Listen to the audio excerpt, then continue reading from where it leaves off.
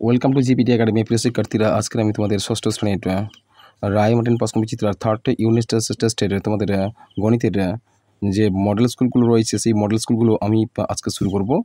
আর আজকে আমি তোমাদের 1 নম্বর মডেল স্কুলটা সম্পূর্ণ সমাধান করব। চলো প্রথম প্রশ্ন কী আছে দেখে নিই আমরা। এখানে দেখে রয়েছে সঠিক উত্তরটি নির্বাচন করে লেখো। 1 নম্বর বলা আছে এক অংশ সমান কত। দেখো, যদি আমরা কোনো সংখ্যাকে আমরা পূর্ণ সংখ্যা ধরি, দেখো ধরো আমরা একটা বৃত্ত অঙ্কন করলাম। এই বৃত্তটা সম্পূর্ণ অংশ, এই সম্পূর্ণ অংশকে আমরা কি বলি? এক অংশ বলি। কত অংশ বলি? এক অংশ। সম্পূর্ণ অংশটা এক অংশ বলি। আর এই সম্পূর্ণ অংশ মানে কি বলতো? অ্যাকচুয়ালি 100%।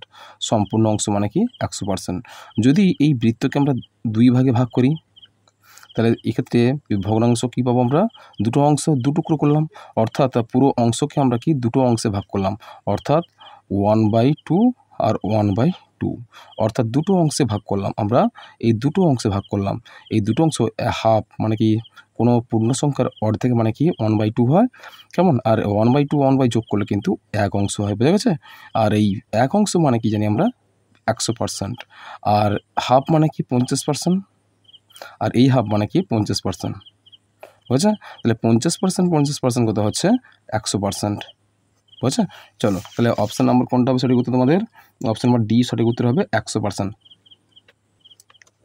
চলো পরের প্রশ্ন বলা আছে যে দেখো, এই যে চিত্রটা লেখা আছে আয়তক্ষেত্রকে কর্ণ বরাবর কেটে দেওয়া হবে। বলা আছে প্রদত্ত কাগজটিকে দাগ বরাবর কাটলে পাবো। দেখো, আমি যদি একটা আয়তাকার কাগজ নিই এবং তাকে একটা দাগ বরাবর আমরা যদি অঙ্কন করি, দেখো লক্ষ্য করো ভালো করে, এই দাগ বরাবর যদি আমরা কেটে ফেলি, একটা দাগ দিয়ে দিলাম,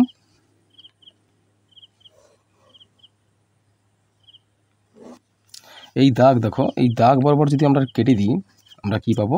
তাহলে আমি দাগ বরাবর কেটে দিচ্ছি।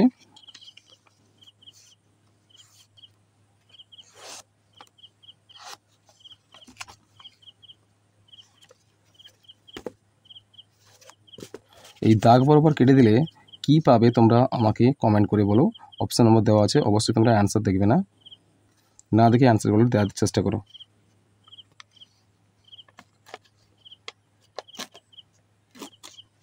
দেখো তো, এই দুটো টুকরো যে পেলাম, এই দুটো টুকরো কি বোঝাচ্ছে? আমি ভালো করে তোমাদের বোঝাচ্ছি। দেখো, এই দুটো টুকরো আমরা কি পেলাম? দেখো, এই দুটো টুকরো কি পেলাম আমরা? দেখো, এই দুটো টুকরো হচ্ছে সমকোণী ত্রিভুজ পেলাম আমরা। কি পেলাম? সমকোণী ত্রিভুজ পেলাম। 1 নম্বর আর 2 নম্বর দুটো ত্রিভুজ পেলাম। তাহলে এখানে অপশান নাম্বার কত হবে? অপশান হচ্ছে তোমাদের সমবাহু ত্রিভুজ, বিষমবাহু ত্রিভুজ, সমকোণী ত্রিভুজ আর সমকোণী সমদ্বিবাহু ত্রিভুজ। এখানে হচ্ছে কোনটা হবে বলতো? এটা হচ্ছে শুধুমাত্র সমকোণী ত্রিভুজ হবে, কেননা সমদ্বিবাহু হতে গেলে লম্ব আর ভূমি সমান হতে হবে। তাহলে দেখতে পাচ্ছি এই লম্ব কোনটা বলতো? লম্বটা এ প্রান্তটা লম্ব আর এই প্রান্তটা কি হচ্ছে? ভূমি। তাহলে লম্বটা অনেক বড় হচ্ছে কার থেকে? ভূমি থেকে। সুতরাং এটা হচ্ছে সমকোণী ত্রিভুজ। আর সমদ্বিবাহু ত্রিভুজ হতে গেলে লম্ব আর ভূমি কিন্তু সমান হতে হবে। চলো পরের প্রশ্ন দেখি আমরা। পরে 3 নম্বর প্রশ্ন দেখো, 24, 36, 54 এর গসাগু কত? দেখো, আমরা এই প্রশ্নের সমাধান করব যে 24 কি বলা হচ্ছে?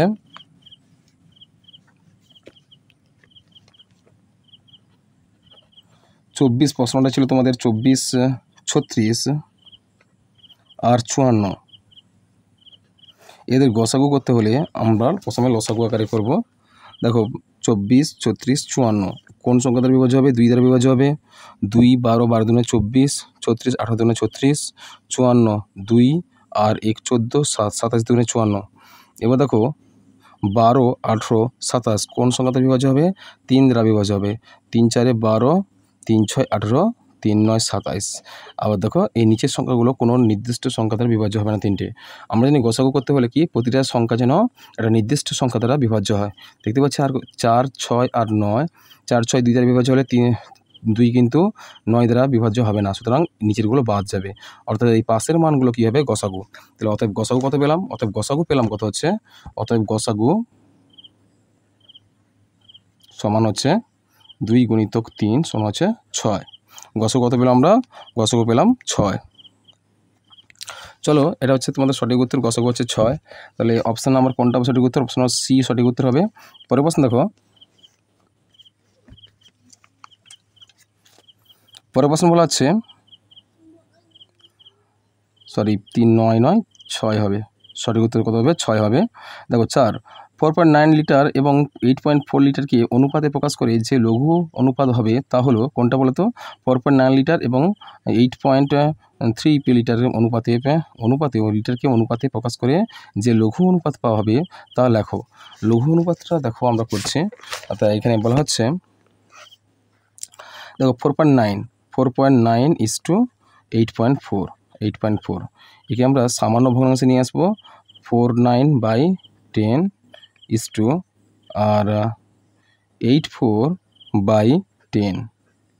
এবার দেখো 10 10 তুলে দাও, 10 10 তুলে দিতে পারি আমরা। দেখো কত হচ্ছে? 49 ইস টু কত হচ্ছে? 84 হচ্ছে। কত হবে? 49884 বলা হচ্ছে। 49 আর 84 কোন সংখ্যা দ্বারা বিভাজ্য হবে? 4984 দেখতে পাচ্ছি আমরা 7 দ্বারা বিভাজ্য হবে। তাহলে 7 7 49 পাবো, আর 7 1 7 14, 7 2 14 কত হচ্ছে? 7:12। এটা হচ্ছে তোমাদের লঘু অনুপাত। কেন লঘু অনুপাত কেন বলা হচ্ছে?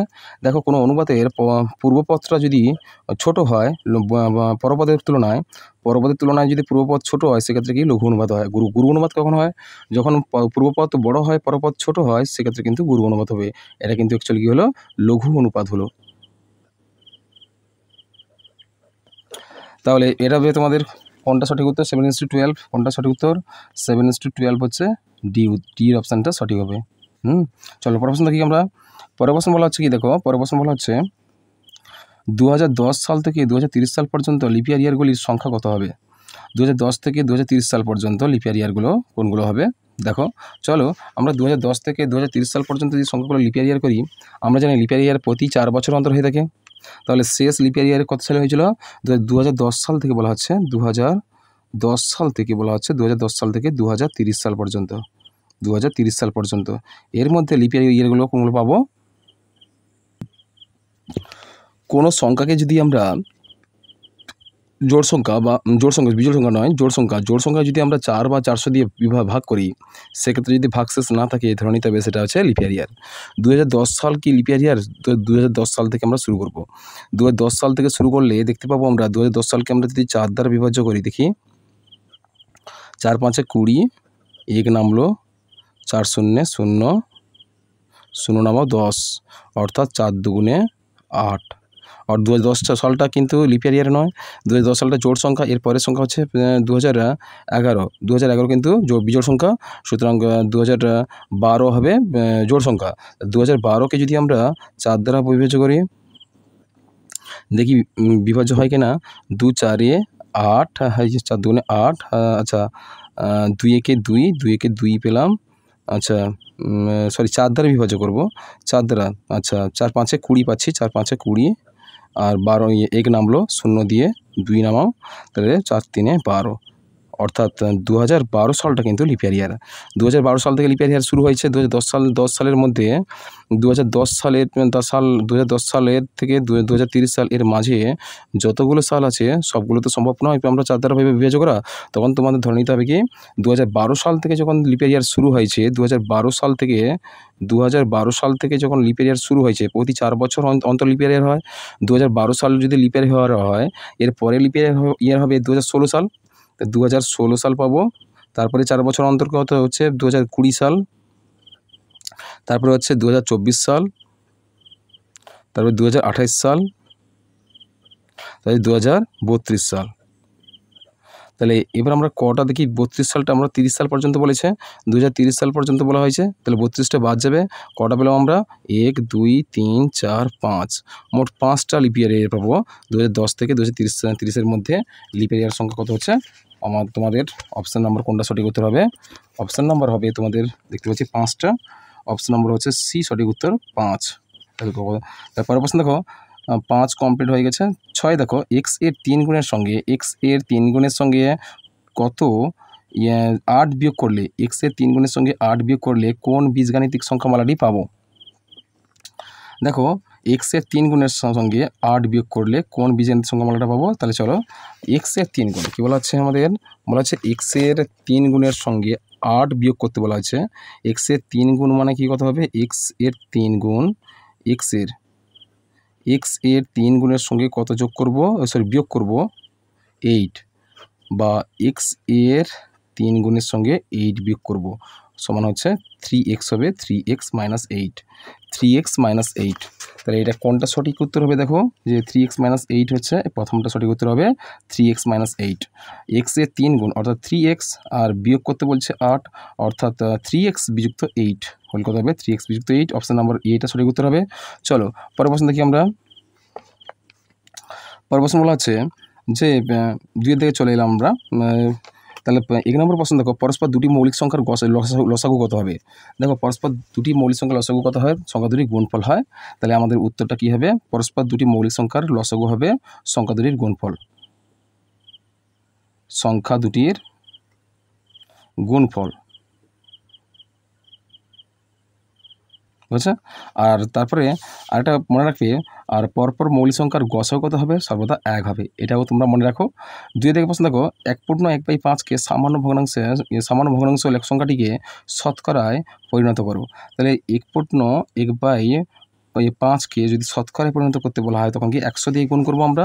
1/1/5কে আমরা 100 দিয়ে গুণ করলে তাহলে শতকরা মানটা পাবো আমরা। তাহলে কত হচ্ছে, তাহলে 1/1/5কে যদি আমরা 100 দিয়ে গুণ করি তাহলে আমরা শতকরা মানটা বা পার্সেন্টেজের মানটা পাবো। তাহলে এক্ষেত্রে কত হচ্ছে দেখো, তাহলে পূর্ণটা প্রথমে ভেঙে নিতে হবে। 5×5 6, 6/5 ইন্টু 100 ইকুয়ালস টু কত হবে, ইকুয়ালস টু দেখো 5 20-তে 100 আর 6 ইন্টু 20 কত হচ্ছে 6 দিনে 12, 120%। কত পার্সেন্ট হচ্ছে 120%, 120%। তাহলে তোমাদের উত্তরটা কত হবে, এর উত্তরটা কত হবে 120%। তারপরে প্রশ্ন চলো যে মানের ঊর্ধ্বক্রমে সাজিয়ে লেখো √36 প্লাস √25 আর √49 প্লাস √9 আর √4 প্লাস √9। চলো আমরা এই প্রশ্নটা সমাধান করি। কি বলা হচ্ছে, প্রশ্নটা রয়েছে তোমাদের, আমরা প্রশ্নটা তুলে ফেলি। √36 প্লাস √25, এরপর রয়েছে √49 প্লাস √9, √4 প্লাস √9। তাহলে চলো এই তিনটি সংখ্যাকে আমরা কি করব, আমরা বর্গে রূপান্তর করে যোগ করব। 36-এর বর্গমূল কত হচ্ছে, 36-এর বর্গমূল জানি আমরা কত 6, 6 36 প্লাস 25-এর বর্গমূল কত হবে 5, কত আসবে 6 5 11। দেখো 49-এর বর্গমূল কত হয় 7 7 49 7 প্লাস 9-এর বর্গমূল কত হচ্ছে 3 3 3 9 ইকুয়ালস টু 7 3 10। তারপরে দেখো 4-এর বর্গমূল কত হচ্ছে 2 হয়, প্লাস 9-এর বর্গমূল কত হচ্ছে 3 হচ্ছে, অতএব 3 আর 2 যোগ করলে কত হচ্ছে 5 হচ্ছে, কেমন। তাহলে এর মধ্যে দেখো কোনটা বড় হচ্ছে, এই মানটা বড়, এই মানটা বড় মানে বড় হলে এটাও বড় হবে। সুতরাং এখানে কি বলা আছে, মানের ঊর্ধ্বক্রমে সাজাবো মানে কি ছোট থেকে বড়। তারপরে সব থেকে ছোট দেখতে পাচ্ছি 5, অর্থাৎ এই সংখ্যাটা সব থেকে ছোট হবে, এর থেকে বড় হবে এইটা, এর থেকে বড় হবে এটা।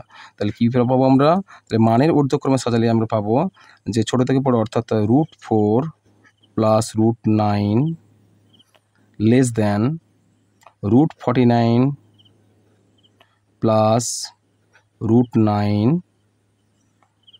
লেস দ্যান √36 প্লাস √25 হয়েছে। চলো আমরা পরের প্রশ্ন দেখি। পরের প্রশ্ন বলা হচ্ছে যে 4-এর দিকে দেখো বিয়োগ করো 6 ঘন্টা 42 মিনিট 2 সেকেন্ড বিযুক্ত 2 ঘন্টা 55 মিনিট 42 সেকেন্ড। যদি আমরা একে বিয়োগ করি, এই ঘন্টা মিনিট সেকেন্ডের গণিতটা দেখো, তাহলে 6 ঘন্টা বলা হচ্ছে 6 ঘন্টা 42 মিনিট 2 সেকেন্ড, এরপর বলা হচ্ছে 2 ঘন্টা 55 মিনিট 42 সেকেন্ড। এই যে একটা অঙ্ক আছে, সুতরাং এর সামনে একটা শূন্য বসে দাও। দেখো এবার আমরা 2 থেকে 2 বাদ দিলে কত হয় 0 হয়ে জানি সেকেন্ড। তো দেখি এখানে 0 আছে, 0 থেকে 4 বাদ যায় না, 1 ধার করে কত আছে এখানে 10, 10 থেকে আচ্ছা 2 থেকে 42 বাদ যায়নি, এখানে সেকেন্ড আছে। এখানে আমরা প্রথম কী করবো, যে এখানে আমরা কি করব 1 মিনিটের ঘর থেকে আমরা 1 ধার করব, 1 ধার করলে সেকেন্ডের কত হচ্ছে 60 সেকেন্ড হয়ে যায়। তাহলে এখানে কত পড়ে থাকলো, এখানে 41 পড়ে থাকলো। তাহলে এখানে কত 60 অর্থাৎ 0, 2 থেকে 2 বাদলে 0 হচ্ছে, আর এখানে 6 থেকে 4 বাদে কত হচ্ছে 2 হচ্ছে, কত হচ্ছে 20 সেকেন্ড। কেমন 20 সেকেন্ড হচ্ছে। আর এদিকে কিন্তু আমরা পেলাম 41 আছে, চলে গেছে 1 মিনিট, 1 মিনিট মানে 60 সেকেন্ড। এখানে 41 মিনিট পড়ে আছে, 41 মিনিট থেকে 55 মিনিট বাদ দেবো আমরা। দেখো 41 থেকে 55 মিনিট বাদ দেওয়া যায় না, তাহলে আমরা ঘন্টার ঘর থেকে 1 ধার করবো, এখানে কত হচ্ছে 60 হয়ে যাবে, এখানে কত হচ্ছে 60 হয়ে যাবে। তাহলে 60 মিনিটে 1 ঘন্টা হয়, এখানে কত থাকলো 5 পড়ে থাকলো 5 ঘন্টা। তাহলে 60 আর 41 আমরা যোগ করব, 60 আর 41 যোগ করি কত হচ্ছে 1 × 4 = 10, 101।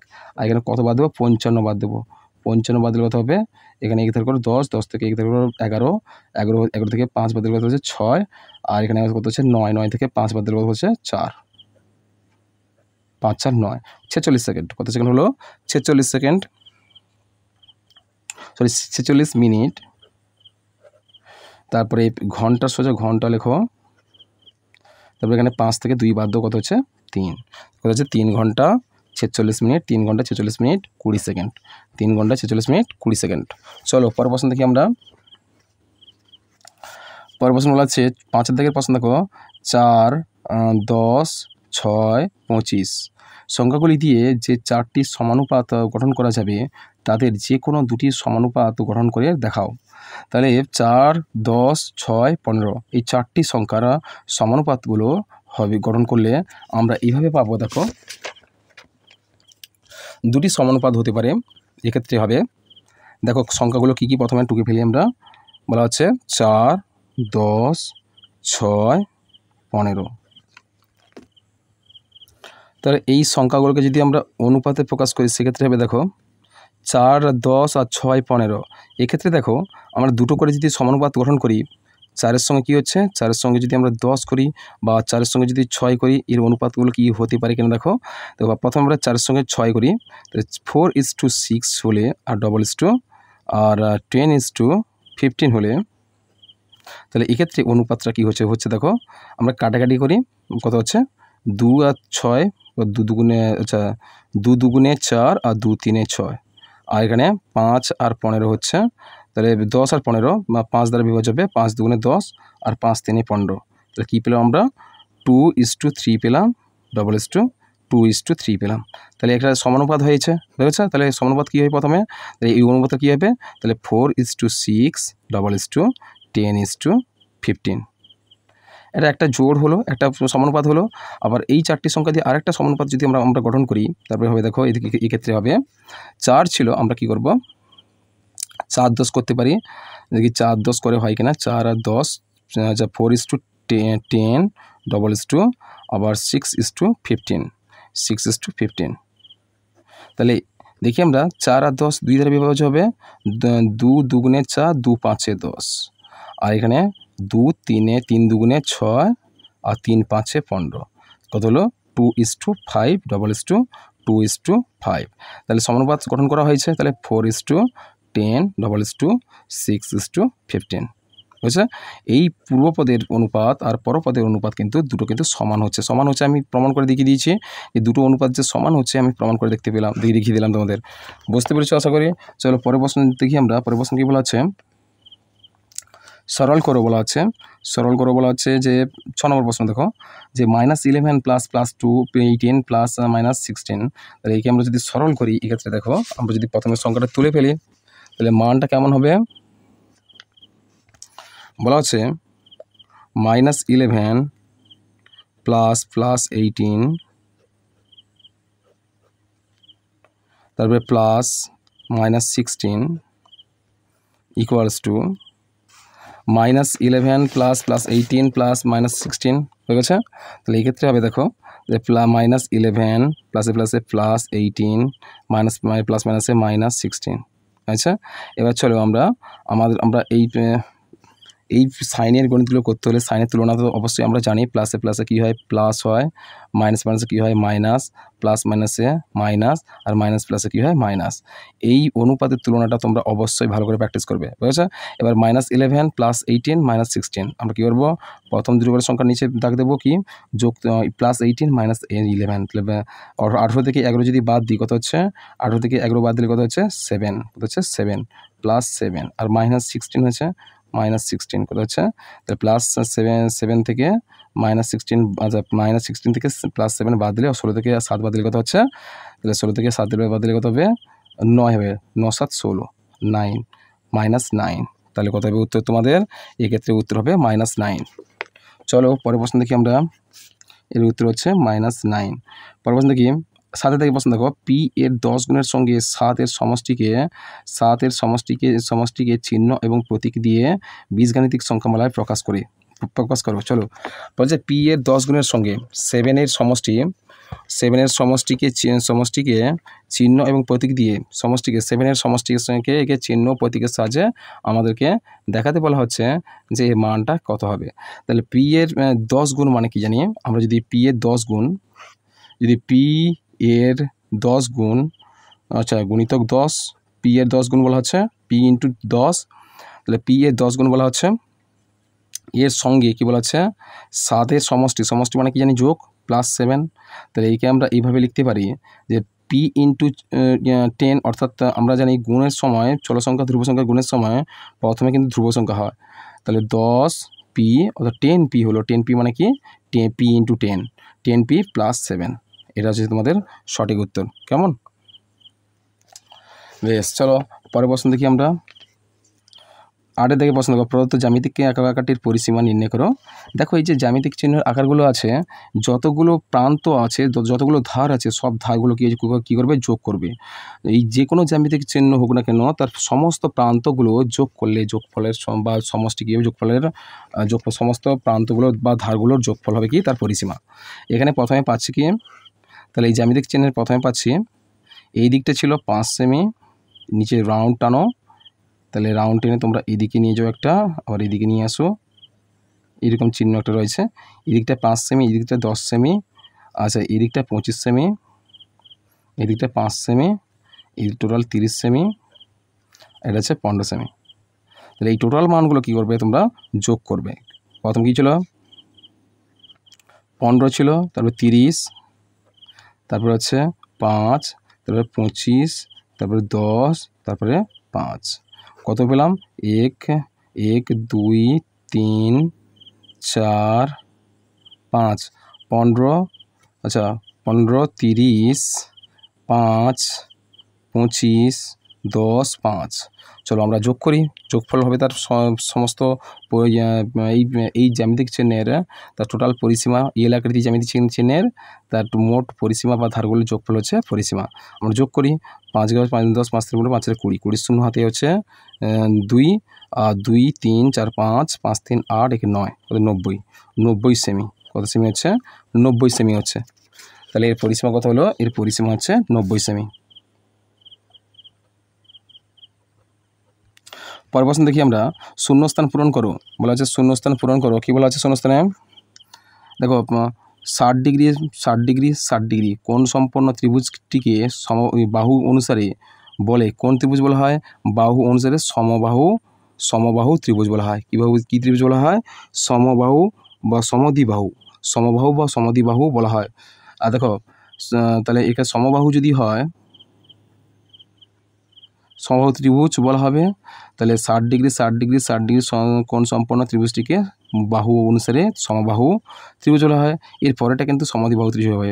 90 ডিগ্রি 45 ডিগ্রি কোণ সম্পন্ন ত্রিভুজটিকে বলে সমকোণী ত্রিভুজ, বুঝেছে, সমদ্বিবাহু ত্রিভুজ হবে, সমদ্বিবাহু ত্রিভুজ বলে। কীভাবে হচ্ছে দেখো, 60 ডিগ্রি কোণ বিশিষ্ট একটা ত্রিভুজ যদি হয়, যে এমন একটা ত্রিভুজ যা 3টি কোণ সমান হবে, তাহলে 60 ডিগ্রি করে আছে, সেক্ষেত্রে এই ত্রিভুজকে কী বলা হবে, বাহু ভেদে, এখানে বলা আছে বাহু ভেদে ত্রিভুজ হচ্ছে, বাহু অনুসারে বলা আছে সমবাহু ত্রিভুজ।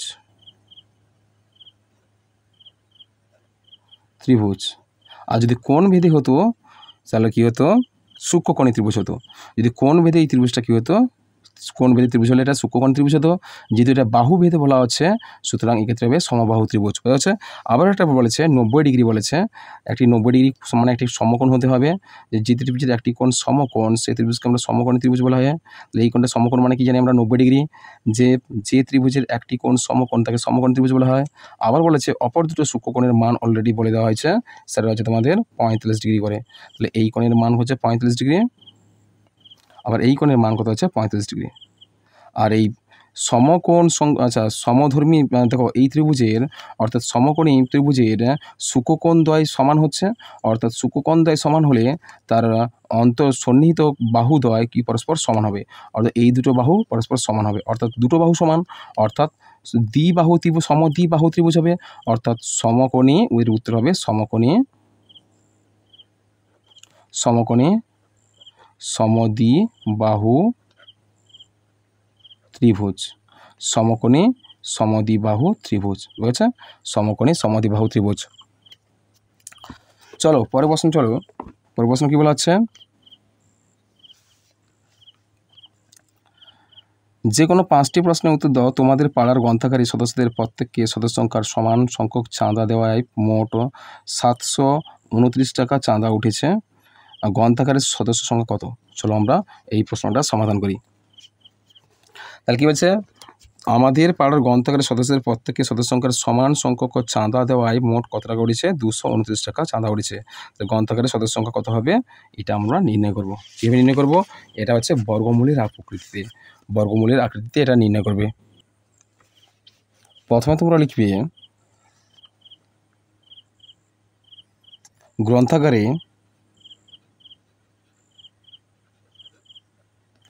গ্রন্থাগারে সদস্যদের প্রত্যেককে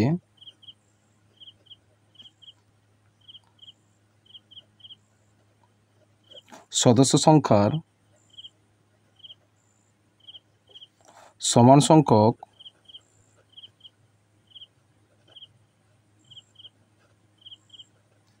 চাঁদা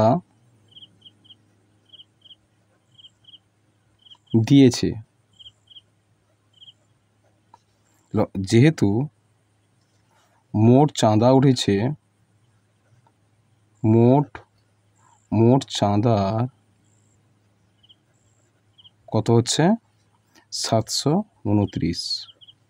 অতএব সদস্য সংখ্যা সমান, আমরা 729কে যদি আমরা বর্গমূল করি,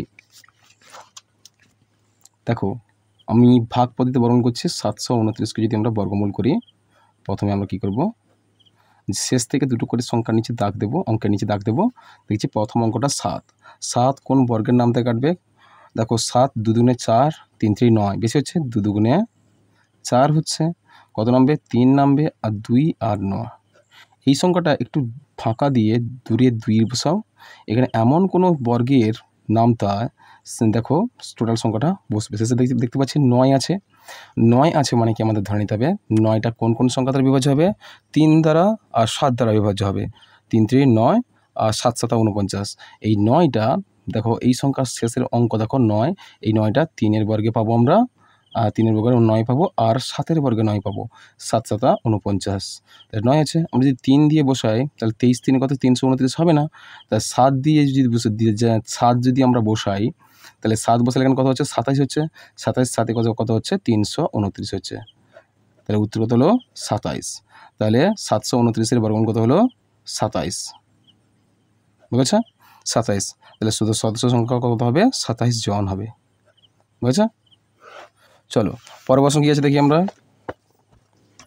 পরের প্রশ্ন বলা আছে, দেখো তোমার পাঠ্য বই ও গল্পের বইয়ের অনুপাত 4:3। পাঠ্য বই 28টি হলে গল্পের বইয়ের সংখ্যা কত হবে? একে আমরা ঐকিক নিয়মে করতে পারি বা অনুপাতে প্রকাশ করে করতে পারি, সমানুপাতে। দেখতে পাচ্ছি এখানে 4:3। তাহলে তোমার পাঠ্য বই ও গল্পের বইয়ের অনুপাত বলা আছে 4:3। পাঠ্য বই 28টি হলে গল্পের বইয়ের সংখ্যা কত হবে? চলো আমরা এই গণিতটা করি। প্রথমে কি বলা হচ্ছে? প্রথমে বলা হচ্ছে গল্প বই পাঠ্য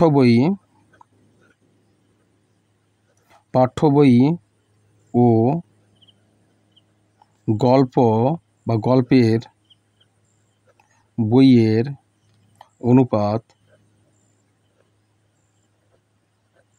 সমান 4:3। 4:3 হয়েছে। তাহলে অতএব পাঠ্য বইয়ের আনুপাতিক ভাগাহার বের করতে হবে। পাঠ্য বইয়ের আনুপাতিক ভাগাহার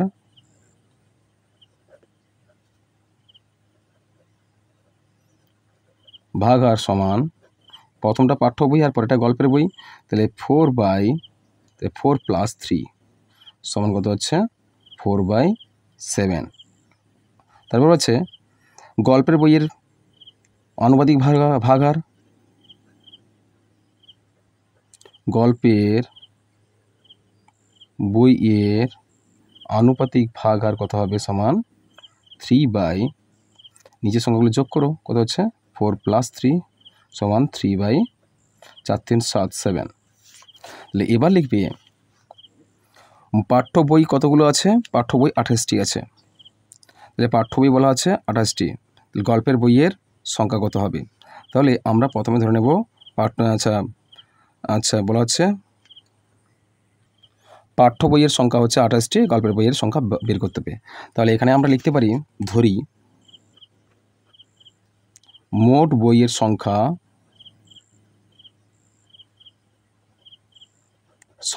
সমান হচ্ছে xটি।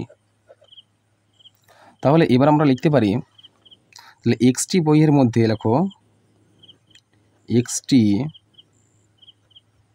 বইয়ের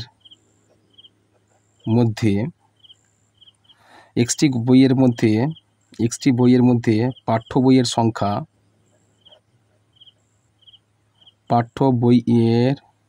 সংখ্যা সমান x গুণিতক উপরে আনুপাতিক ভাগাহার কত ছিল পাঠ্য বইয়ের 4/7 4/7 সমান হচ্ছে কত হবে 4x/7। আবার এই xটি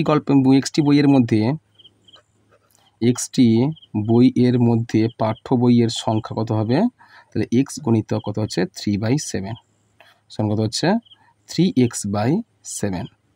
তাহলে আমাদের পাঠ্য বই কত বেরোলো 4x/7, আর এখানে পাঠ্য বই রয়েছে 28টি। তাহলে অতএব প্রশ্নানুসারে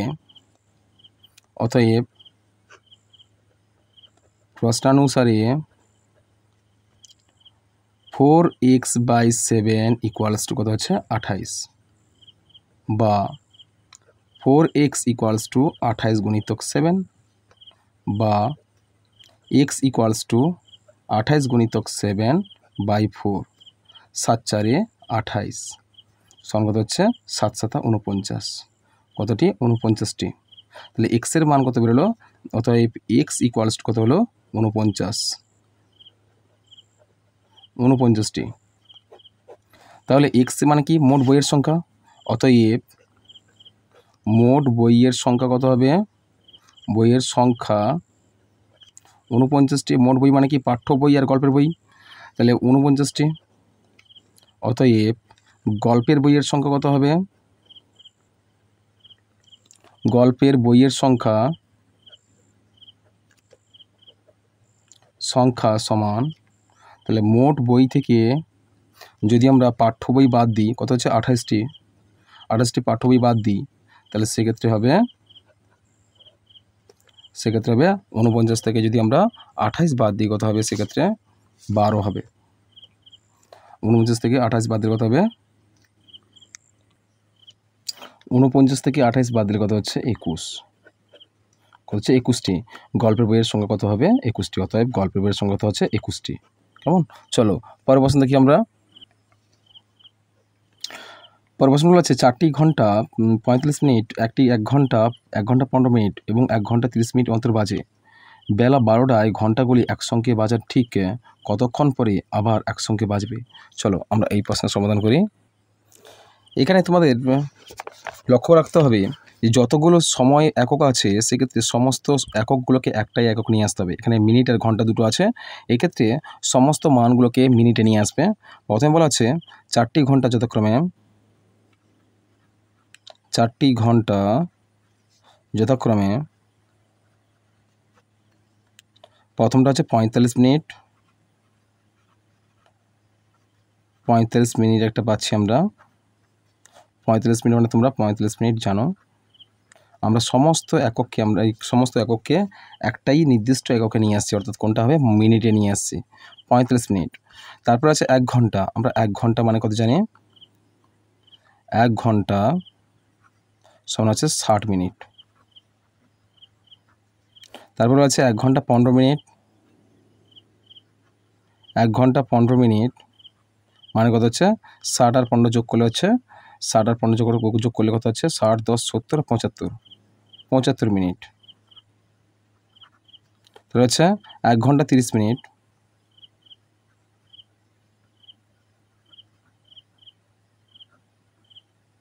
সমান কত হচ্ছে? 1 ঘন্টা মানে 60 মিনিট, আর 60 আর 30 90 মিনিট। 90 মিনিট তাহলে কত হচ্ছে? তাহলে 1 ঘন্টা 30 মিনিট মানে 90 মিনিট।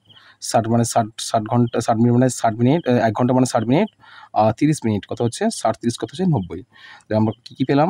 তাহলে 75, 60, 45, 60, 75, 90। এবার এই 4টি রাশিকে আমরা লসাগু করব।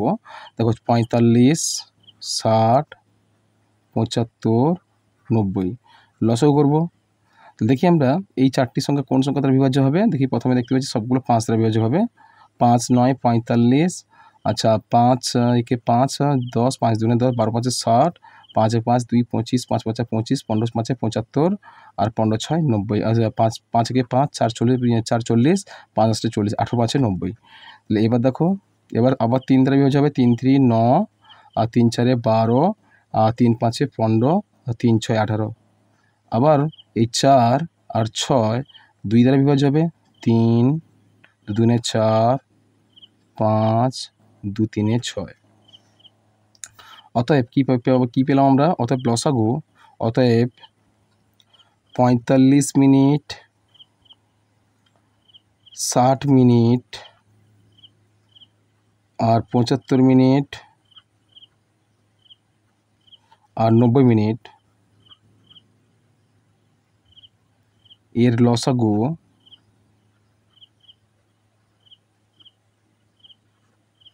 সমান 5 গুণিতক 3 গুণিতক 2 গুণিতক 3 গুণিতক 2 গুণিতক 5 গুণিতক 3। কত হচ্ছে? তাহলে 5 3 15, 15 2 30, 30 90, 9 2 8 180, 180 5 180, সরি লসাগু আরেকটা হবে। 3 2 5 3, আবার 3 দ্বারা বিভাজ্য হবে, কিন্তু 3 3 একে 3 2 5 আর 3। এখানে একটা 3 বাদ যাবে, দুটো 3 ছিল, 3 একে 3, আচ্ছা 3 একে 3, একটা 3 বাদ যাবে। একটা 3 বাদ গেলে কী হবে? তাহলে 5 3 15, 15 2 30, 30 90, 9 2 18, 180, 180, 180 5 5 0 0, 8 5 40, 0 হাতে 4, 5 5 5 4, 5 5 4 9, 90। সে কত হবে? 900। 900 একক কী পেলাম? 900 মিনিট পেলাম। 900 মিনিট, 900 মিনিটকে আমরা যদি ঘন্টায় প্রকাশ করি, আমরা 900কে আমরা 60 দিয়ে ভাগ করি। কত হচ্ছে? 60 একে 60, কত নামলো? 3 0, আর 0 নামাও 300, আর 6 5 30, আর 60 5 300, হচ্ছে 15, অর্থাৎ 15 ঘন্টা। 15 ঘন্টা। তাহলে অতএব আমরা লিখতে পারি, অতএব রাত্রি 12টা, দেখো এখানে দুপুর 12টা বলা হচ্ছে, বেলা 12টা মানে দুপুর 12টা, দুপুর 12টা বা বেলা 12টা, বেলা 12টায়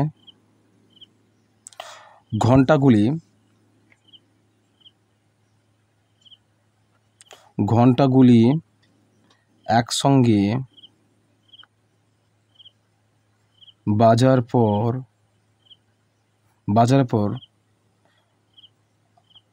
হচ্ছে, তারপরে বাজার পর রাত 3টি, অর্থাৎ রাত কত হবে?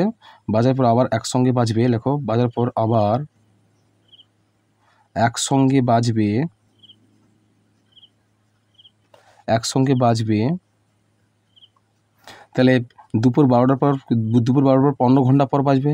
15 ঘন্টা পর মানে কি 12 যুক্ত 15, আর 15 মানে কি যে পাবো আমরা 12 যুক্ত 12, 12 ঘন্টা যুক্ত 12 ঘন্টা যুক্ত 3, তাহলে 12 আর 3 কত হচ্ছে 15 ঘন্টা, 12 ঘন্টা আর 3 ঘন্টা 15 ঘন্টা, তাহলে হচ্ছে 12 ঘন্টা হচ্ছে দুপুর 12টা হলে আবার দুপুর 12 আবার 12 ঘন্টা কি রাত্রি 12টা হচ্ছে, রাত্রি 12টার পর 3 ঘন্টা, অর্থাৎ রাত 3টে, রাত 3টে হচ্ছে দুপুর 12টা থেকে প্রথম কিন্তু এখানে স্টার্ট হয়েছিল।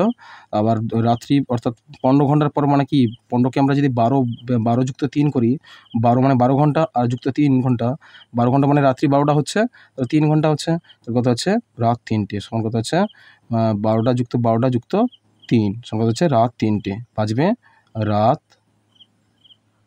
3টে,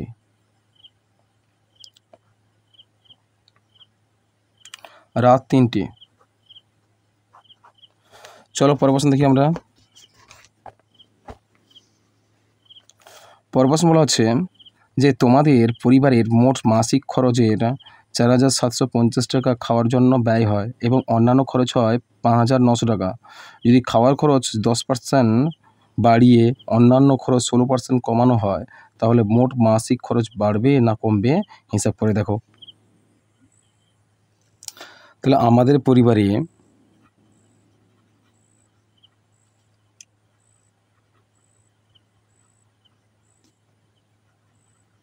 মোট মাসিক খরচ 4,750 টাকা,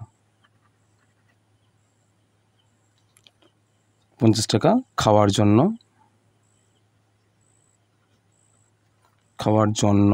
ব্যয় হয় এবং অন্যান্য খরচ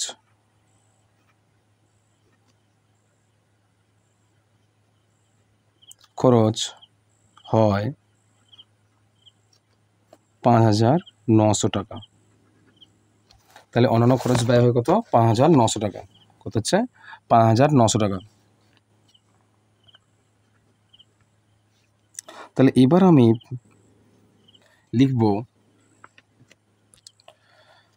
তাহলে অর্থাৎ মোট কত হবে, তাহলে মোট খরচ হবে প্রথমে মাসিক খরচ, পরিবারের মোট মাসিক খরচ এত টাকা খাওয়ার জন্য ব্যয় হয়, আর অন্যান্য খরচ হয় 5,900 টাকা। তাহলে খাওয়ার খরচ হচ্ছে 4,750 টাকা আর অন্যান্য খরচ হচ্ছে 5,900 টাকা। তাহলে এবার লিখব মোট খরচ হয় সমান 4,750 যুক্ত 5,900, তাহলে সমান কত হচ্ছে সমান 2,650 টাকা খরচ হয়। তাহলে মোট খরচ হয় কত 2,650 টাকা। এবার লিখব যেহেতু খাওয়ার খরচ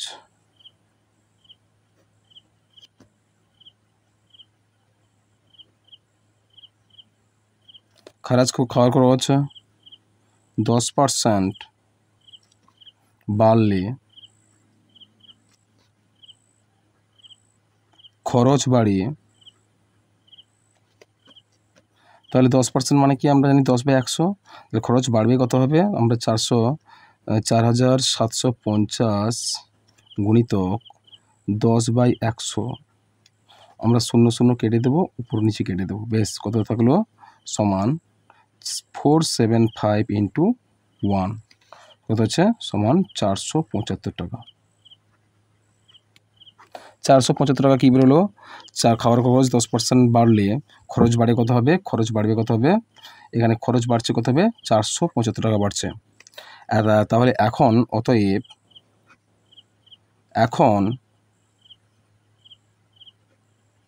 খাওয়ার জন্য খরচ হয় সমান 4,750 গুণিতক 475 সমান, যোগ করো 505,225 টাকা। তাহলে এখন খাওয়ার জন্য খরচ হয় কত 5,225 টাকা। কেমন? এরপর অন্যান্য খরচ দেখো, অন্যান্য খরচ বলা হচ্ছে খরচ 16% কমলে খরচ কমে। দেখো খরচ কমে কত হবে? 5,900 টাকা ছিল, এর কত পার্সেন্ট? 16/100%, অর্থাৎ 16% কমছে। সুতরাং কত হবে? 9 অর্থাৎ 944। এবার দুটো শূন্য কেটে দাও, 16×49 যদি গুণ করো, গুণ করলে কত হচ্ছে? 944 টাকা। তাহলে 944 টাকা হলো। অতএব এখন অন্যান্য খরচ হয় সমান 5,900 বিযুক্ত 944 টাকা সমান, তাহলে 5,900 থেকে 944 যদি বাদ দিই তাহলে আমরা 6 পাবো, আর 5, 9 থেকে 4 হলে 5, আর এখানে হচ্ছে 9, তাহলে হচ্ছে 4,956 টাকা। 4,956 টাকা। তাহলে এখন অতএব এখন খাওয়ার খরচ, খাওয়া ও অন্যান্য খরচ মিলিয়ে মোট খরচ হয় সমান 5,225 যুক্ত 4,956 4,956 টাকা সমান 10,181 টাকা, অর্থাৎ কত হচ্ছে? 2,181 টাকা। সুতরাং মাসিক খরচ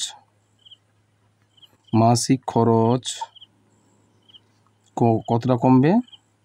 মাসিক খরচ কমবে আমরা 2,650 থেকে যদি আমরা 2,181 বাদ দিই, সেক্ষেত্রে হবে 2,650 থেকে 2,181 বাদ দিলে কত হচ্ছে?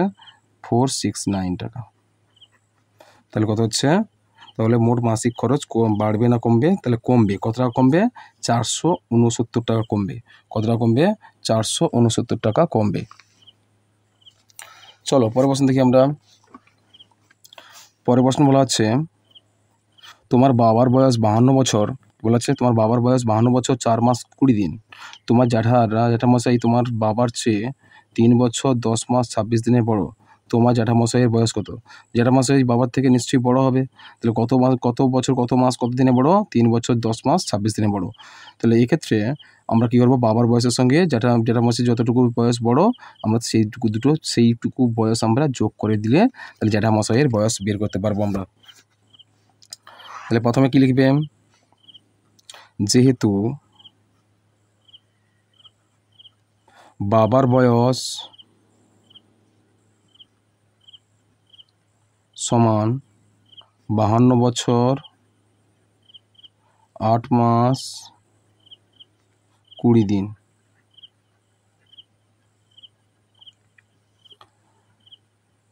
জ্যাঠামশাই বাবা থেকে কত বছর বয়স হবে? অতএব জ্যাঠামশাইয়ের বয়স হবে, জ্যাঠামশাইয়ের বয়স সমান বাবার বয়সের সঙ্গে কত যোগ করব? 3 বছর 10 মাস 26 দিন। বাবার বয়স ছিল কত হবে? 52 বছর 8 মাস 20 দিন। তাহলে কত বছরে বড় হবে জ্যাঠামশাই? 3 বছর 10 মাস 26 দিন। তাহলে বেশি হলে কী হবে, দিন সংখ্যা থেকে সঙ্গে দিন সংখ্যা করলাম, 6 শূন্য 6 4, আর মাস করতে মাস, তারপরে 10 আর 18, আর বছর 3 2 5 আর 5, 55 বছর 18 মাস 46 দিন। 55 বছর 18 মাস 66 দিন। তাই জ্যাঠা মাসের বয়স কত হলো, 55 বছর 18 মাস কত হচ্ছে 46 দিন। এবার আমরা কি করব, এখানে দিনটা আমরা জানি 30-এর বেশি হয় না, আর মাসটাও কত হচ্ছে 30-এর বেশি হবে না। এক্ষেত্রে আমরা কী করবো, 46 সঙ্গে 46 হচ্ছে 30 যুক্ত কত হচ্ছে 16, অর্থাৎ 46 কত 30 যুক্ত 16 হলে কত হয় 46 হয়। তাহলে আমরা যেহেতু দিনটা 30 বাদ দেবো, 30 দিনে কী হয় 1 মাস হয়, আমরা এখানে যোগ করবো 18 মাসের সঙ্গে। তাহলে যোগ করলে কত হচ্ছে, এখানে 18 মাস ফেলে রাখো, এদিকে বছর আছে কত 55 বছর। তাহলে এক্ষেত্রে আমরা কী করবো, 18-র সঙ্গে কী করবো, এবার দেখো 55 বছর 18 মানে কি, এদিকে যদি আমরা 16 নিয়ে নিই, যে 30 যদি নিয়ে আসি, তাহলে 1 মাস বেড়ে যাবে, অর্থাৎ 1 মাস মানে কি 19 মাস হয়ে যাবে। তাহলে 19 হলে কত হবে, 12 যুক্ত কত হবে, তাহলে এখানে 12 যুক্ত 6 আর 1, অর্থাৎ এখানে কত হচ্ছে 16 দিন থাকছে। 30 বাদ দাও, অর্থাৎ 30 দিনে 1 মাস চলে এলো। তাহলে 8 একে 9 19 হলে 2 5 4 7 2 9, 7 মাস। 12 মাসটা এখানে নিয়ে আসো, 12 বছর, সরি 55 বছর। আবার এখানে 12 মাসটা এইদিকে নিয়ে চলে আসো, কত হচ্ছে, তাহলে 12 মাস চলে গেলে কত হবে, 12 মাসে 1 বছর হয়, তাহলে 56 বছর হলো, 56 বছর 7 মাস 16 দিন। তাহলে 56 বছর 7 মাস 16 দিন।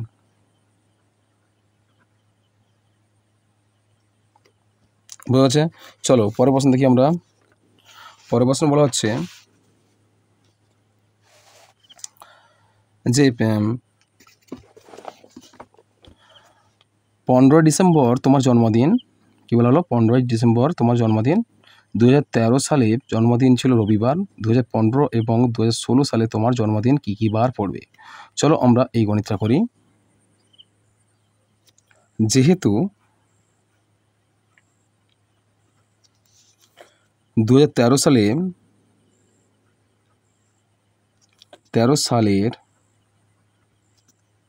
15 ডিসেম্বর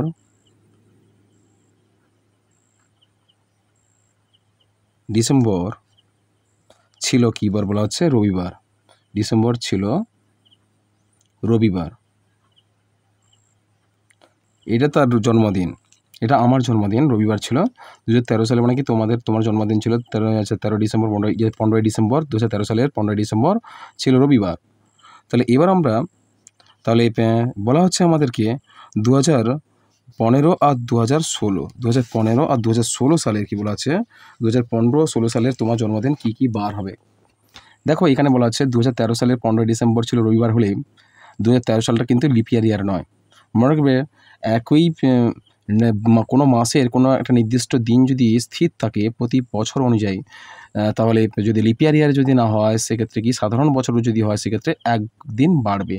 অর্থাৎ 2014 সালে তাহলে 15 ডিসেম্বর কী বার হবে, আমরা পরপর যদি 15 সাল পর্যন্ত দেখি, তাহলে 2014 সালের ওই 15 ডিসেম্বর ছিল কী বার হবে, 2013 সালে যদি লিপ ইয়ার নয় আর 2014 সালও লিপ ইয়ার নয়, তাই এটা কী হবে, 1 দিন বাড়বে, অর্থাৎ সোমবার হবে। কী বার হবে, সোমবার হবে। কেমন, এই মাসের ওই নির্দিষ্ট দিনটা যদি স্থির থাকে, সেক্ষেত্রে কিন্তু 1 দিন করে বাড়বে। আবার 2015 সালে কী হবে, 2015 সালের 15 ডিসেম্বর ছিল কী বার হবে বলতো, দেখো 1 দিন করে বাড়ছে, 2013, 2014, 2015 1 দিন করে বাড়ছে। রবিবার, সোমবার আর মঙ্গলবার হবে। কী বার হবে, মঙ্গলবার। কেমন, আবার এরপর বলা হচ্ছে 2015 সালের পর কী হবে, 2016 সাল যদি হয়, 2016 সাল দেখছি আমরা একটা লিপ ইয়ার হয়। লিপ ইয়ার যখন হবে তোমরা তখন মনে রাখবে 2 দিন বাড়াবে। লিপ ইয়ার হলে এবং দিন সংখ্যা এবং দিন বা মাস যদি স্থির থাকে, দিন আর মাস স্থির থাকে, সেক্ষেত্রে কিন্তু লিপ ইয়ার হলে 2 দিন বেড়ে যাবে। অর্থাৎ 2016 সালে 15 ডিসেম্বর কী বার হবে, মঙ্গলবার, বুধবার, বৃহস্পতিবার। কী বার হবে, বৃহস্পতিবার হবে। বৃহস্পতিবার। বোঝা গেছে? অর্থাৎ কেননা দেখো 2013 সালটা ছিল কত কত কত আচ্ছা লিপ ইয়ার সাধারণ বছর ছিল 365 দিনে বছর হয়। আর 2014 সালটাও ছিল 365 দিনে, আর 2015 সালেও 365 দিনে বছর ছিল। কি 2016 হচ্ছে কি সালটা আছে লিপ ইয়ার, অর্থাৎ দিন সংখ্যা কত হবে 366 দিনে। এই 2016 সালটা হবে 366 দিন হয়, কেননা এই 2016 সালে ফেব্রুয়ারি মাস কত দিন হবে 29 দিনে হবে। সুতরাং একদিন বেড়েছে, যে সাধারণভাবে বাড়তো এক্ষেত্রে কিন্তু 2 দিন বাড়বে। অর্থাৎ মঙ্গলবার যদি আগে হয়েছিল, গত বছর যদি মঙ্গলবার হয় পরের বছর কিন্তু আচ্ছা পরের বছর হবে কি লিপ ইয়ারে না হলে কি হবে মঙ্গলবার হতো, বুধবার হতো। এক্ষেত্রে যেহেতু 2016 সাল লিপ ইয়ার 2 দিন একদিন বাড়ছে, সুতরাং বৃহস্পতিবারের পর বুধবারের পর কী হবে বৃহস্পতিবার হবে, বুঝেছো? 2 দিন বাড়াবে। তাহলে এক্ষেত্রে তোমাদের উত্তরটা কত হবে 2015 সালের 15 ডিসেম্বর মঙ্গলবার হবে, আর 2016 সালের 15 ডিসেম্বর হবে বৃহস্পতিবার। কেমন? চলো পরের প্রশ্ন কী আছে দেখি আমরা। পরের প্রশ্ন বলা আছে মেহবুব, কি বলা আছে মেহবুব বলা আছে মেহবুব তো তার দল ঠিক করেছে 33 দিনে 24x15 কিমি রাস্তা তৈরি করবেন। তারা প্রতিদিন 11/15 কিমি করে 25 দিন রাস্তা তৈরি করলে এবার ঠিক সময় বাকি কাজ শেষ করতে হলে তাদেরকে বাকি দিনের প্রতিদিন কতটুকু করে রাস্তা তৈরি করতে হবে। তাহলে এক্ষেত্রে আমরা করব যে প্রথমে তাহলে আমাদের বলা হয়েছে মেহবুব তার দলবল 33 দিনে করে কত অংশ কাজ করে, কত কিমি কাজ করে 24x11 কিমি কাজ করে। তাহলে তারা তার দলবল অর্থাৎ মেহবুব ও তার দলবল 33 দিনে করে মেহবুব ও তার দলবল 33 দিনে কাজ করে 33 দিনে রাস্তা তৈরি করে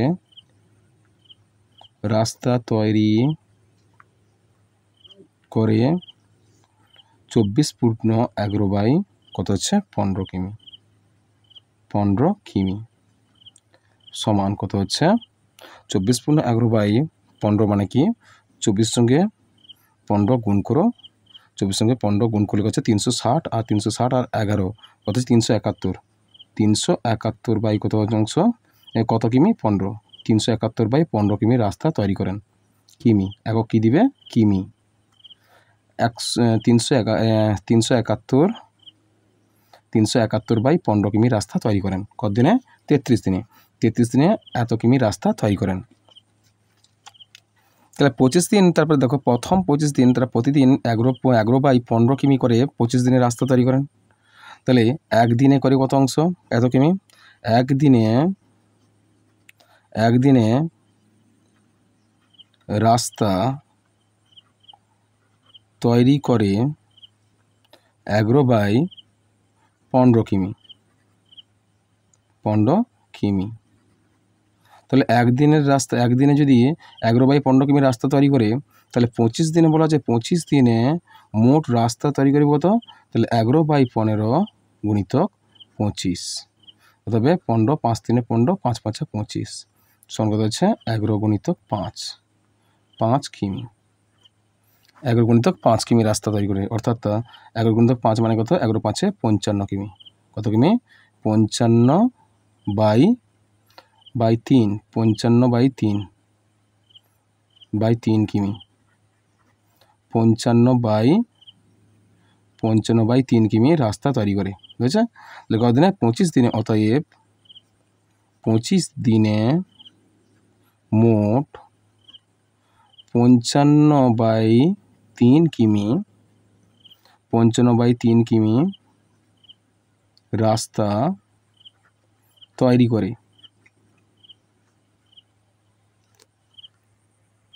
তাহলে বলা হলো 25 দিনের মধ্যে 25 দিনে মোট 55/33 কিমি রাস্তা তৈরি করে।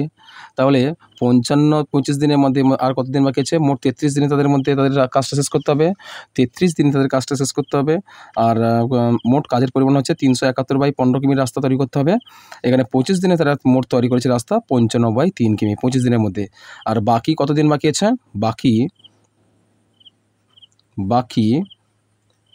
25 দেখো 25 বিযুক্ত 25 থেকে আমরা কত কত 33 থেকে আমরা 25 বাদ দেবো, কত হচ্ছে সমান, তাহলে 33 থেকে বাকি 35 থেকে 33 থেকে 25 বাদ দিলে কত হচ্ছে?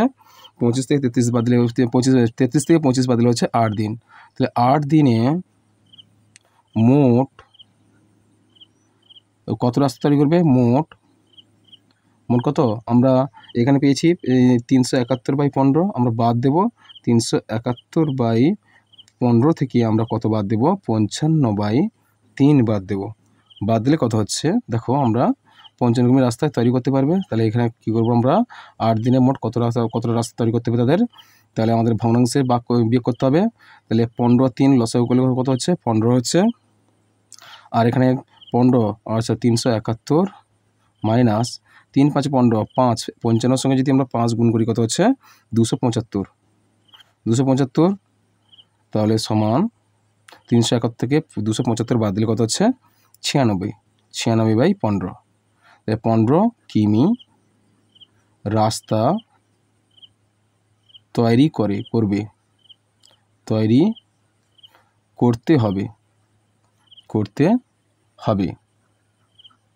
কত হচ্ছে? 8 দিনে মোট কত হচ্ছে? 96/15 কিমি রাস্তা তৈরি করতে হবে। তাহলে 8 দিনে যদি 96/15 কিমি রাস্তা তৈরি করতে হয় তাহলে একদিনে কত করবে? অতএব একদিনে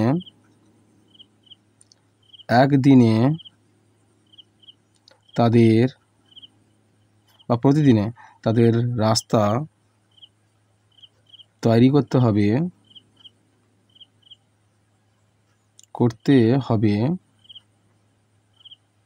কত না 96/8 গুণিতক কত হচ্ছে?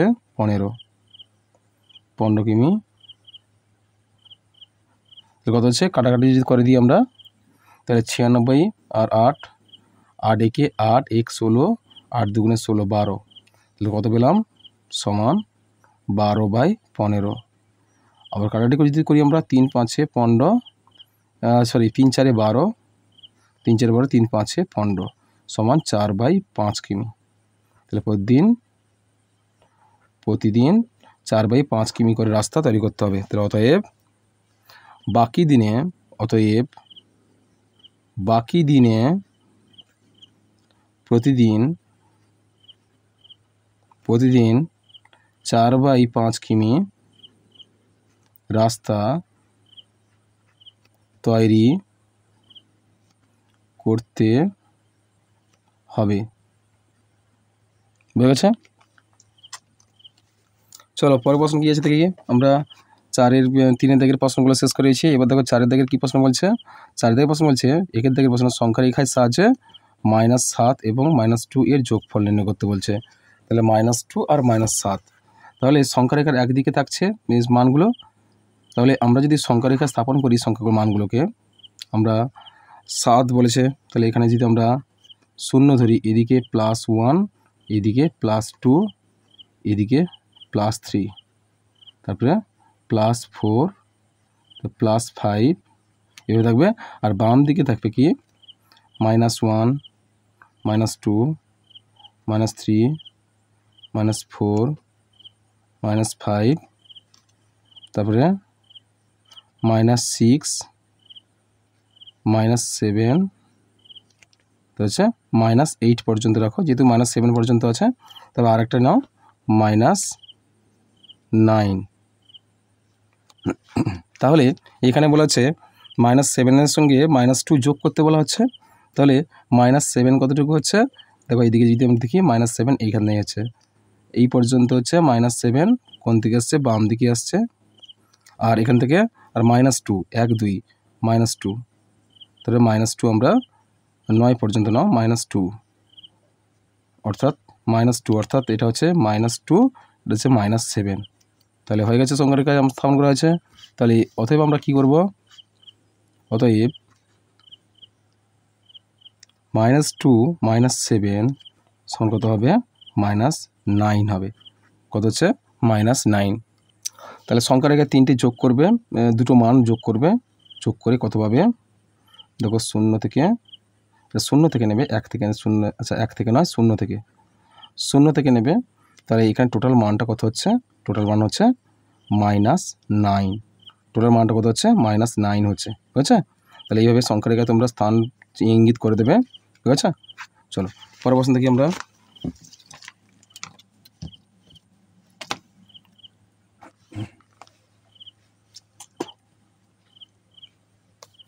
পরের প্রশ্ন কি বলা আছে, যোগফল নির্ণয় করো। দেখো পরের প্রশ্ন বলা আছে কি, যোগফল নির্ণয় করো। 4 2 যোগফল নির্ণয় করো, -14 -12 -21 +21। চলো এই কটা সংখ্যা আমরা যোগ করি। কি বলা আছে, -14 যুক্ত -12 যুক্ত +21 সমান -14 প্লাস মাইনাসে -12 আর প্লাসে প্লাসে +21 তাহলে কী বলা আছে এবার দেখো, আমরা প্রথম সংখ্যাগুলো যদি কি মাইনাসে মাইনাসে প্লাস হয় জানি, সংখ্যা দ্বারা কি যোগফল হয়। তাহলে 14 আর 12 যোগ করলে কত হচ্ছে, তাহলে 10 10 20 আর 4 2 6 অর্থাৎ 26 -26। এখানে +21 কত হচ্ছে, মাইনাস প্লাসে মাইনাস, সংখ্যাদের মধ্যে বিয়োগফল 26 থেকে 21 বাদ দেবো, কত হচ্ছে 5। বড় সংখ্যার মাইনাস আছে, মাইনাস বসিয়ে দেবো, উত্তর কত হচ্ছে -5। চলো পরের প্রশ্ন দেখি আমরা।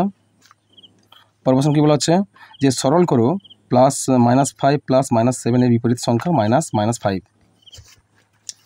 চলো আমাদের প্রশ্ন বলা হচ্ছে যে +5 + -7 এর বিপরীত সংখ্যা বিযুক্ত -5। কেমন, এবার আমরা করব যে সমান দেব, মানটা আমরা এর বিপরীত রাশিটা আমরা লিখে ফেলি। তাহলে +5 +7 -5 কত হচ্ছে, ব্র্যাকেট তুলে দেবো, +5 প্লাসে প্লাসে +7 মাইনাস মাইনাসে +5 হচ্ছে 5 5 10 কত হচ্ছে 17। কত উত্তর হবে, 17 হবে। সরি, এখানে কী বলেছে, মাইনাস বলা হচ্ছে, -7 এর বিপরীত রাশি বলা হচ্ছে। সরি, এখানে মাইনাসটা সাইন হবে, -5 রয়েছে তোমাদের প্রশ্নে, -5। তাহলে এবার আমরা কী করব, -5 আর +7 কী করবো, মাইনাস প্লাসে মাইনাস হয়, সংখ্যাদের মধ্যে বিয়োগফল কত হচ্ছে, +2 হচ্ছে, 7 থেকে 5 2 হচ্ছে, +5 কত হচ্ছে সমান, প্লাসে প্লাসে +5 2 কত হচ্ছে 7 +5 7 +7 হচ্ছে তোমাদের সঠিক উত্তর। +7 বা 7 হচ্ছে তোমাদের সঠিক উত্তর, +7 বা 7। বুঝছে, চলো পরের প্রশ্ন দেখি আমরা। পরের প্রশ্ন বলা হচ্ছে, দেখো এই চল সংখ্যা x এবং ধ্রুব সংখ্যা 9 ও 11কে নিয়ে যোগ গুণ ভাগ চিহ্নের সাহায্যে একটি বীজগাণিতিক সংখ্যামালা তৈরি করো। চলো আমরা এই প্রশ্নের সমাধান করি। তাহলে প্রথমে কি করব, সংখ্যাগুলোকে, এই চল সংখ্যা ধ্রুব সংখ্যাগুলোকে প্রথম কি যোগ করব। প্রথমে দেখো যোগ যদি করি এক্ষেত্রে কী হবে, x আর 9 ও 11কে নিয়ে যোগ গুণ ভাগ করি। 9 আর 11 দুটো কী করব, যোগ করব। তাহলে যোগ করলে কী হবে, তাহলে x/9 করতে পারি, আচ্ছা যোগ করলে কী হবে, সরি তাহলে কী হবে, x হবে x +9 আর +11 হতে পারে। তাহলে এইভাবেই হতে পারে, বা x +9 একটা হতে পারে, বা x +11 একটা হতে পারে, বা তিনটিকে যদি আমরা x সঙ্গে যদি যোগ করি তাহলে x +9 +11, আমরা ব্র্যাকেট দিয়ে দেবো একটা, তাহলে x +9 +11 বুঝেছে। এর আমরা যোগ করতে পারি। এবার বিয়োগ যদি হয়, বিয়োগ বলা হয়নি, গুণ যদি করা হয়, তো গুণ যদি করা হয় তাহলে কী হবে, তাহলে এক্সের সঙ্গে 9 আর 11 আছে, তাহলে আমরা করতে পারি 9x × 11, এভাবে হতে পারে। 9x × 11 কত হচ্ছে সমান, এক্ষেত্রে মানটা কত হবে, 11 না 99x হতে পারে, বুঝেছে। গুণ করা হয়ে গেল। আর ভাগ যদি বলা হয় কত হবে, তাহলে x/9 9 করো ভাজিত কত হচ্ছে 11 করে দাও, এরকম হতে পারে। বা এরকম হবে x/9 গুণিত ভাজিতক বাই 9 আছে, তাহলে ভাজিতক হলে কী হবে, ভাজিতক 11 ছিল, গুণ করলে কী হবে, তাহলে 1/11 হয়ে যাবে, এরকম হবে মানটা। বুঝছে? যেহেতু এটা তোমাদের দিবে, এটা দেবে না, এটা বাদ দিয়ে দেবে। তাহলে 3টি মান পেলাম। যোগ কীভাবে করবে, x+9 + 11 আর গুণ 9x × 11, অর্থাৎ এর গুণফল কত হবে, 99x হবে। আর ভাগ যদি করি 9x ভাজিতক 11, এরকম করতে পারি। বা উল্টে দিতে পারি 9/x/11 ভাজিতক 9, এভাবে করতে পারি। ঠিক আছে? চলো পরের প্রশ্ন কী আছে দেখি আমরা।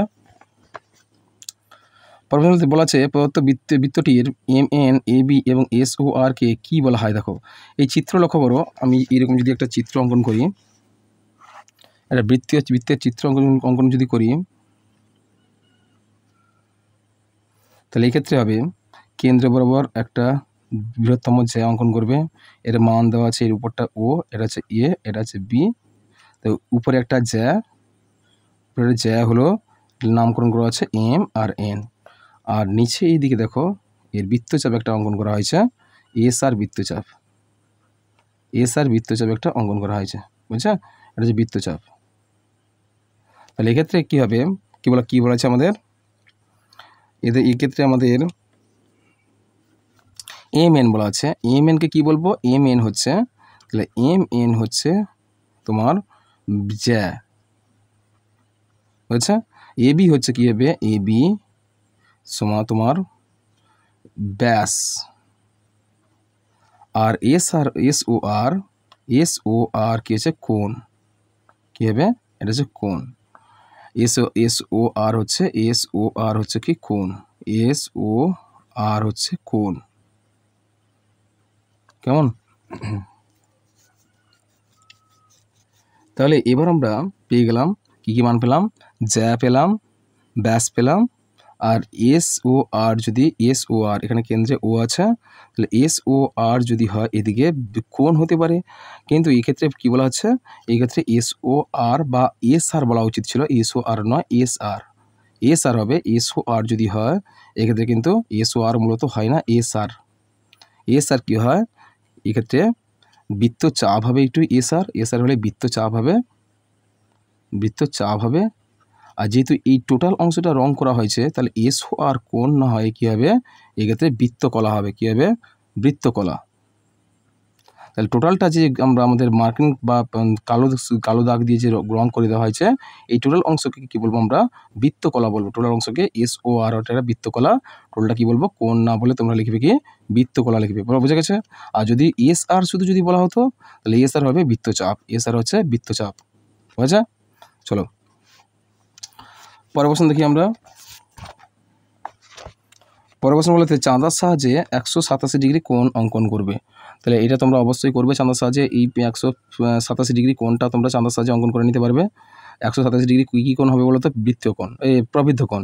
187 ডিগ্রি, 180 ডিগ্রি সরল কোণ হলে 187 ডিগ্রি কত কী হবে, 27 ডিগ্রি হবে প্রবৃদ্ধ কোণ হবে। পরে দেখো 3 নম্বর প্রশ্ন, একটি সমবাহু ত্রিভুজের প্রতিটি কটি প্রতিসাম্য অক্ষ আছে তার চিত্র সহ অঙ্কন করে দেখাও। একটি সমবাহু ত্রিভুজ, একটি সমবাহু ত্রিভুজের প্রতিসাম্য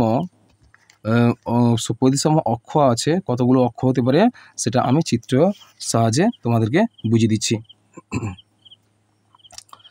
তাহলে চলো, যদি একটা সমবাহু ত্রিভুজ অঙ্কন করি, যদি আমরা এই ত্রিভুজের এই সমবাহু ত্রিভুজটা তোমাদের বলা আছে, সমবাহু ত্রিভুজের কটি প্রতিসম অক্ষ থাকতে পারে তার চিত্র সহ অঙ্কন করো। তবে এর প্রতিসম সমবাহু ত্রিভুজ মানে কি, প্রতিটি বাহুক সমান হবে। অর্থাৎ এর মধ্যবিন্দুগুলো যদি আমরা দিয়ে দিই, তাহলে এক্ষেত্রে প্রতিটা কোণ থেকে যদি একটা সরলরেখাংশ আমরা অঙ্কন করি, তাহলে সেক্ষেত্রে কী হবে, তাহলে কতগুলো আমরা প্রতিসাম্য অক্ষ পাবো, এক্ষেত্রে প্রতিসাম্য অক্ষগুলো কতগুলো, 3টি পাবো। প্রতিসাম্য অক্ষ কতগুলো হবে, 3টি হবে। তাহলে এক্ষেত্রে আমি চিত্র এরকম একটা অঙ্কন করে দিই তোমরা। তাহলে এখানে কি বলবে, কটি প্রতিসাম্য অক্ষ পাবে, 3টি প্রতিসাম্য অক্ষ তোমরা পাবে। বুঝছো? 3টি প্রতিসাম্য অক্ষ পাবে, বুঝলে? 3টি প্রতিসম অক্ষ। পরের প্রশ্ন কী বলা হচ্ছে দেখো, পরের প্রশ্ন বলা হচ্ছে যে চাঁদার সাহায্যে 75 ডিগ্রি কোণ এঁকে কোণটিকে পেন্সিল কম্পাসের সাহায্যে সমদ্বিখণ্ডিত করো। তাহলে এই প্রশ্নের অ্যান্সারটা ঠিক এরকম হবে। তোমরা একটা ত্রিভুজ অঙ্কন করো, ত্রিভুজ অঙ্কন করে তোমরা এই ভূমিকে তোমরা অর্ধেক করবে। কীভাবে? একটা পেন্সিল কম্পাসের নির্দিষ্ট মাপ নিয়ে তোমরা এখানে এই বিন্দুতে বসিয়ে এটা এই উপর দিকে এখানে কেটে দাও, আর এখানে বসিয়ে সেই একই মাপে এখানে কেটে দাও। অর্থাৎ এখানে একটা বিন্দু পেলাম, তাহলে এই একই মাপে নিচেরটাও কাটবো। এখানে পেন্সিলের পয়েন্ট দিয়ে কম্পাসের পয়েন্ট রেখে পেন্সিলটা এদিকে ঘুরিয়ে দাও, আর এখানে পেন্সিলের ওই কম্পাসের পয়েন্ট রেখে এখানে ঘুরিয়ে দাও। তাহলে এই দুটো বিন্দু পেলাম, এই দুটো বিন্দুকে যোগ করে দিলাম, অর্থাৎ সোজা আমরা টেনে দেবো। টেনে দিলে কী হবে? এটা সমদ্বিখণ্ডিত হয়ে গেল, বুঝেছে? চলো এখানে নামকরণ করে দেবে এ বি সি, এটা ও করে দাও। চলো এবার কী পরে প্রশ্ন বলছে, স্কেল ও পেন্সিলের সাহায্যে 6 সেমি দৈর্ঘ্যের সরলরেখাংশ পি কিউ আঁকো, আর পি কিউ সরলরেখাংশকে ব্যাস করে কিন্তু একটি বৃত্ত অঙ্কন করো। তাহলে পি কিউ একটা রেখা পেন্সিল কম্পাসের সাহায্যে পি কিউ 6 সেমি দৈর্ঘ্যের সরলরেখা অঙ্কন করে তাকে ব্যাস করতে বলা হচ্ছে। অর্থাৎ আমরা জানি প্রথমে তোমরা লিখবে ব্যাস কত বলা হয়েছে, ব্যাস বলা হয়েছে কত? 6 সেমি। আর ব্যাসার্ধ কত হবে? ব্যাস থেকে তোমরা বৃত্ত অঙ্কন করতে পারবে না। ব্যাসার্ধ কত হবে? 6/2 সমান কত হচ্ছে? 3 সেমি। 3 সেমি দৈর্ঘ্যের একটা তোমরা স্কেলের সাহায্যে 3 সেমি দৈর্ঘ্যের একটা রেখাংশ অঙ্কন করে নাও। এটা 3 সেমি দিয়ে দাও। 3 সেমি দিলে এবার তোমরা এই 3 সেমি মাপটা পেন্সিল কম্পাসের সাহায্যে 3 সেমি মাপটা তোমরা পেন্সিল কম্পাসের সাহায্যে নিয়ে এখানে বসে একবার ঘুরিয়ে দাও। তো ঘুরিয়ে দিলে কী হবে? তাহলে এখানে ব্যাস বলা হচ্ছে পি কিউ বলা হচ্ছে ব্যাস, এখানে কেন্দ্র হলো। আর এই 3 সেমি হবে কতটুকু? এইটুকু অংশ 3 সেমি হবে। আর 6 সেমি হলে কত হবে? এই প্রান্ত পর্যন্ত কেন্দ্র বরাবর পরিধির এক প্রান্ত থেকে অপর প্রান্ত পর্যন্ত একটা সরলরেখাংশ অঙ্কন করে দাও। এর নামকরণ করে দাও। এখানে বলেছে পি আর কিউ, আর মাঝখানটা ও দিয়ে দাও। এটা হচ্ছে তোমাদের চিত্র হয়ে যাবে। অর্থাৎ পি কিউ সরলরেখাংশকে ব্যাস করে একটা বৃত্ত অঙ্কন করা হলো, বুঝা গেছে? ব্যাস থেকে কখনোই তোমরা বৃত্ত অঙ্কন করতে পারবে না। ব্যাসার্ধের মানটা বের করে তবে গিয়ে তোমরা বৃত্ত অঙ্কন করতে পারবে, বুঝা গেছে? চলো পরের প্রশ্ন কী বলা আছে, এ বি একটি সরলরেখাংশে নিয়ে তার একটি বহিস্থ বিন্দু পি থেকে এ বি সরলরেখাংশটির উপর একটি লম্ব অঙ্কন করো। কেবলমাত্র অঙ্কন চিহ্ন দিতে হবে। তাহলে কী বলা আছে, এ বি একটি সরলরেখাংশ নিয়ে তার একটি বহিস্থ বিন্দু পি থেকে এ বি সরলরেখাংশটির উপর একটি লম্ব অঙ্কন করো, বুঝেছে? তাহলে চলো আমরা কি করব, প্রথমে একটা সরলরেখা অঙ্কন করে দিলাম। একটা সরলরেখা অঙ্কন করব, এ বি একটা সরলরেখা অঙ্কন করব। তাহলে উপরে যে কোনো একটা বিন্দু নাও, উপরে এখানে একটা বিন্দু নাও। বিন্দু নেওয়ার পর এখানে পেন্সিলের কম্পাসের পয়েন্টটাকে রেখে এর উপর একটা বৃত্ত রাউন্ড করে দাও। এরকম ঠিক যেন এরকম হবে। তাহলে এর উপর তোমরা কী করবে, তাহলে এখান থেকে পয়েন্ট বসিয়ে তোমরা কী করবে, এইটুকু অংশ কাটো, আবার এখানে পয়েন্ট বসিয়ে এইটুকু অংশ কাটো। তাহলে এর উপর একটা লম্ব সরলরেখাংশ অঙ্কন করা হবে, বুঝেছে? এর নামকরণ করে দাও। এটা পি বিন্দু বলা হয়েছিল, এটা এক্স দিয়ে দাও, বুঝেছে? এটা ও দিয়ে দাও, হয়ে যাবে। শুধুমাত্র অঙ্কন চিহ্ন দিতে বলেছে, আর অন্য কিছু বিশ্লেষণ করবে না। চলো পরের প্রশ্ন কী বলা আছে, তাহলে বলা আছে 3টে হয়ে গেছে। দেখো ছাত্র থেকে বলছে, বিদ্যালয়ের কোনো মাসে 22 দিনের প্রতিদিন উপস্থিতি ছাত্রদের সংখ্যা নিচে দেওয়া হলো। কাঁচা তথ্যগুলি ট্যালি মার্কার দিয়ে সাজিয়ে পরিসংখ্যান বিভাজন তৈরি করো। তাহলে প্রথমে কত হল, 30, 28, 34, 29, 25, 30, 28, 29, 30 এই মানগুলো দেওয়া আছে। তোমরা এখান থেকে সর্বনিম্ন মান বা বৃহত্তর মান তোমরা প্রথমে লিখবে। সবথেকে ছোটো মানটা বের করো, কত আছে? সবথেকে ছোটো মান আছে, সবগুলো দেখতে পাচ্ছি। একের 13 আছে, একের দেখতে পাচ্ছি, একের আর নেই। সবথেকে ছোটো তথ্য আছে কি, কম তথ্য 13 পর কত আছে, তোমরা এগুলো বের করে নিয়ে কত সাজিয়ে নাও। কেমন? কতগুলো 13 পাবে, কতগুলো 30 পাবে, কতগুলো 28 পাবে, এগুলো এইভাবে তোমরা সাজিয়ে নেবে, একটা টেবিল করে নেবে। তোমরা প্র্যাকটিস করেছো, আগে পরীক্ষায় পড়েছে। চলো পরের প্রশ্ন দেখি, যে কোনো একটি প্রশ্নের উত্তর দাও। এখানে বাটাজোড় রমেনবাবুর ব্যাগের দোকান মঙ্গলবার সাপ্তাহিক ছুটি থাকে। তার বুধবার থেকে সোমবার পর্যন্ত ব্যাগ বিক্রির সংখ্যা নিম্নরূপে দেওয়া হলো। তাহলে এবার নিজের সুবিধা মতো স্কেল নিয়ে ওই তথ্য থেকে একটি স্তম্ভচিত্র অঙ্কন করতে বলছে। তাহলে তোমরা অবশ্যই এটা প্র্যাকটিস করবে, তোমরা করেছো প্র্যাকটিস স্তম্ভচিত্র। এবার নিচে দেওয়া আছে কি দেখো, কোনো বিদ্যালয়ের বিগত 5 বছরে প্রতি বছরে কতজন ছাত্র মাধ্যমিক পরীক্ষা দিয়েছে তার একটি স্তম্ভচিত্র দেওয়া হলো। তাহলে এখানে দেওয়া আছে দেখো 2019 সালে তাহলে কত 105, এটা যে পরীক্ষার্থীর সংখ্যা। তাহলে পরীক্ষার্থীর সংখ্যা তো কোন মাসে সবচেয়ে বেশি ছাত্র পরীক্ষা দিয়েছে, দেখতে পাচ্ছি 2023 সালে। তো সেই 23 সালে সবথেকে বেশি ছাত্র পরীক্ষা দিয়েছে। 2023 সালে কত সালে, 2023 সালে সবথেকে বেশি ছাত্র পরীক্ষা দিয়েছে কত 115 জন। তাহলে কোন মাসে সবচেয়ে বেশি ছাত্র পরীক্ষা দিয়েছে, 2023 সালে। কতজন, 115 জন। কোন সালে সবচেয়ে কম ছাত্র পরীক্ষা দিয়েছে, দেখতে পাচ্ছি এই রেখাটা, এটা এর এই স্তম্ভটা দেখতে পাচ্ছি, এটা হচ্ছে কোন সালটা, 21 সাল, 2021। আর তারপর আছে 2022 সালে, 22 সালে কতজন ছাত্র পরীক্ষা দিয়েছে, 2022 সালে দেখো 2022 সালে দেখো এখানে 110 জন, 110 জন পরীক্ষার্থী পরীক্ষা দিয়েছে। তাহলে 2022 সালে 100 কত হচ্ছে 110 জন, 110 জন, 110 জন পরীক্ষার্থী পরীক্ষা দিয়েছে মাধ্যমিক পরীক্ষা। 2020 সাল থেকে 2020 সাল এবং 2022 সালে মোট কতজন পরীক্ষার্থী পরীক্ষা দিয়েছে, 2020 সালে কত হচ্ছে, 2020 সালে কতজন, 100 জন, 2020 সালে 100 জন প্লাস 2022 সালে কত হচ্ছে, 2022 সালে হচ্ছে 110 জন, 2022 সালে কত হচ্ছে 110 জন প্লাস 110 জন যোগ করে দাও কত হচ্ছে 100 আর 110 কত হচ্ছে 210 জন। তো 210 জন মোট পরীক্ষার্থী পরীক্ষা দিয়েছে। তো আজকের আমি তোমাদের ষষ্ঠ শ্রেণীর প্রথম মডেল স্কুলটা তোমাদের থার্ড ইউনিট টেস্টের প্রথম মডেল স্কুলটা সম্পূর্ণ সমাধান করলাম।